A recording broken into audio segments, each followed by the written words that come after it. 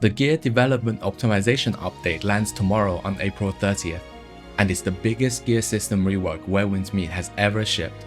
We're talking relaying, which lets you upgrade your Tier 86 gear into Tier 91, a retuning correction system that actually lets you reroll a bad line forever until you hit the stat you want, a tuning swaps, and a guarantee system for reattuning, and on top of that, cheaper tuning costs and easier material farming across the board. The biggest surprise for me personally is that some of these changes only went live on CN at the end of March, so for Global to get them this quickly, I genuinely didn't see that coming. The devs have been listening, and this time they've delivered. I've been testing all of this on the CN server for over a month, so today we're going through every single change one by one so you know exactly what's coming and how to use it. Let's dive right in. First up, we have relaying and modulating, and these two work hand in hand. Relaying is the ability to upgrade a piece of gear from the previous tier into the next tier. So for example, if I relay a piece of level 86 gear, it will be upgraded to level 91 with increased base attributes while retaining its stat rolls and attunements. One thing to bear in mind is that once you relay a piece of gear, you can no longer use the retune feature on it. Let me show you how it works with a clip from CN. So here we have a piece of level 96 gloves that has been fully tuned, including the attunement, which is a requirement for relaying a piece of gear. Now let's select the relay option. And as you can see from the preview, the cost is a single relaying stone. The base stats will be increased to match that of level 100 gear, while the value of stat rolls remain the same, with the cap on each line increased to about 95% of the max for level 100 gear. Which brings us over to the next point, which is modulating. Modulating is basically the ability to boost each line of stat on a piece of relayed gear up to the cap by feeding it fully tuned pieces of legendary gear. After the patch, instead of recycling gear with bad stat rolls, make sure you hold onto them to feed into relayed gear. The same goes for armor pieces with defensive based attributes like HP or body. Always hold onto them to use as fodder later on. Over on the modulating menu, we can see that the colored line represents the current value of a stat, while the dark gray represents how much you can increase it by modulating, while the light gray shows the extra amount you can potentially get on a non-relayed piece of gear. Although non-relayed gear can potentially have slightly more stats on each line, the amount of luck you need to get perfect rolls using the white premium shells, which are a scarce resource by the way, is pretty small, so I wouldn't stress over it too much. Another important note is that not all fodder is created equal. You can see that some fodder has a recommended icon on the top left, and feeding it will yield a bigger increase to stats. How this works is that say you are trying to modulate a momentum line, a fodder with no momentum is going to yield the best results, while more lines of momentum it has, the worse it will be, with the worst fodder being one that has 2 lines of momentum. Next up, we have attribute inheritance for same tier gear. This might seem counterintuitive at first, but all you need to understand is that if you have a piece of max level gear with all the stat lines you want, but got unlucky with the value rolls, you can use a relay stone to turn it into the same tier relayed gear, after which you can feed fodder into it to cap out the stats. Just be aware that if some lines have values higher than the cap, they will be reduced to the cap. Practice caution when using this feature so you don't accidentally grief yourself.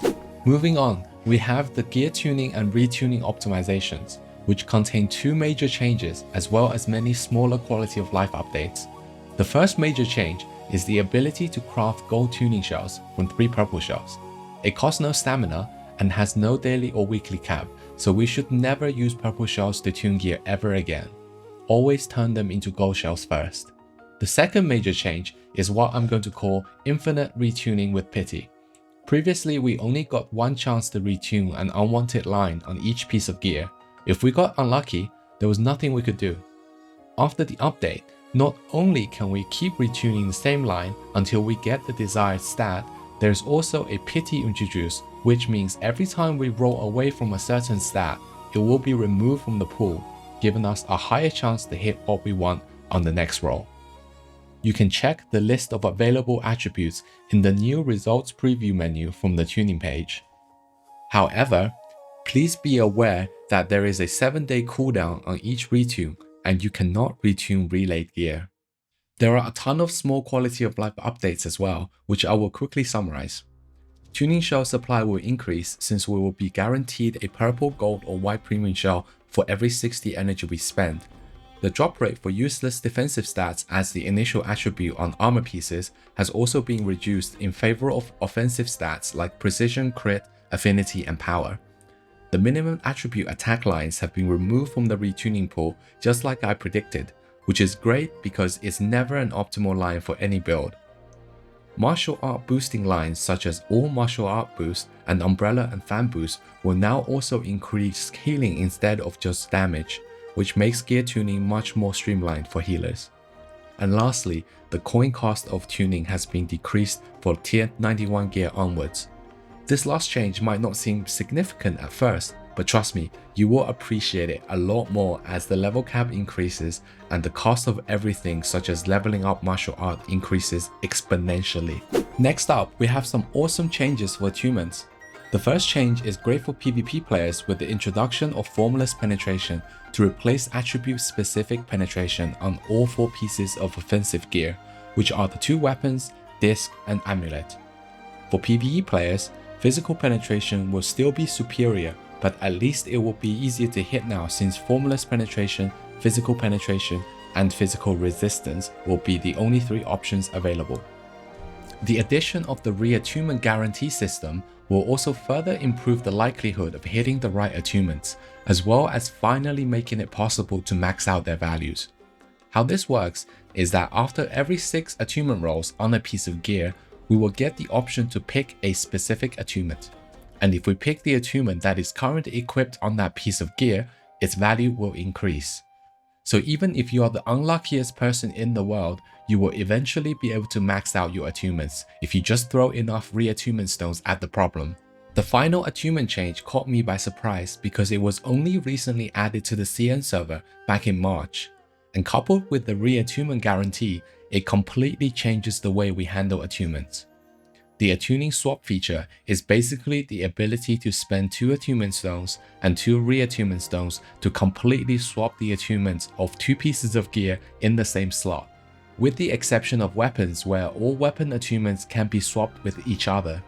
Now that the global server is on the same page as CN in terms of attunements, we no longer have to wait until we hit the perfect lines on a piece of gear before we try to max out attunements. The strategy going forward will be to spend most of your reattunement stones on the gear you're currently wearing to try and max out the attunements. Once you get an upgrade, simply use the attunement swap feature to move the juiced attunement onto the new piece of gear. There is also another secret technique CM players use to save on reattunement stones, but that deserves a video of its own. So comment secret technique below and let me know if you'd like to see that video. Last but not least, with the introduction of a new set effect, the bow and ring slots will finally become useful. For tier 91 onwards, any bow or ring that is at least epic tier will be a part of one of the 3 new 2-piece sets. The set effect will increase one of the 3 rates, which are precision, critical or affinity. It doesn't matter if you use epic or legendary gear in these 2 slots, you can even use a combination of the 2. The bonus for the set effect is only affected by the average level of the equipped bow and ring. However, blue gear will not be a part of any set, so we will need to craft until we get at least a purple bow and ring. But it doesn't matter which set they're on since it only costs 50 Echo Jades to swap sets. At the end of the update notes, there is also a mention of pacing adjustments for gear development to further alleviate the pressure of gear grinding. While this seems good on paper, it's kind of a pointless addition given the changes already mentioned above plus one additional thing that is not in the patch notes. If Global follows a similar path of gear progression as the CN server, we will be able to keep upgrading gear from tier 91 all the way to tier 105. Let that sink in for a moment. What I'm saying is gear progression from this patch onwards will no longer be limited to a single breakthrough. For example, if you get super lucky in tier 91 and manage to make a full set of gear with the perfect stats for your build, when tier 96 comes around, you can upgrade all of them to tier 96 and use the modulating feature to cap out their stats. After tier 100 comes around, you can then upgrade the same set of gear to level 100. Don't believe me? Let me show you. So here we have the level 100 gloves, which we upgraded from level 96 early on in the video. And if we click on upgrade here, we can see that we're able to upgrade it again to level 105, further increasing the cap on all of the stats. In summary, these gear tuning changes are a huge game changer and solve a lot of the pain points for gear progression on the global servers. There are a lot of features coming with this patch, and if any of it is still confusing for you, feel free to drop a comment below and I'll try to help you out. I do my best to reply to every single question in the comments, so do me a favor as well by dropping a like and hit that subscribe button for more Where Winds Meet content, and I'll see you guys in the next video.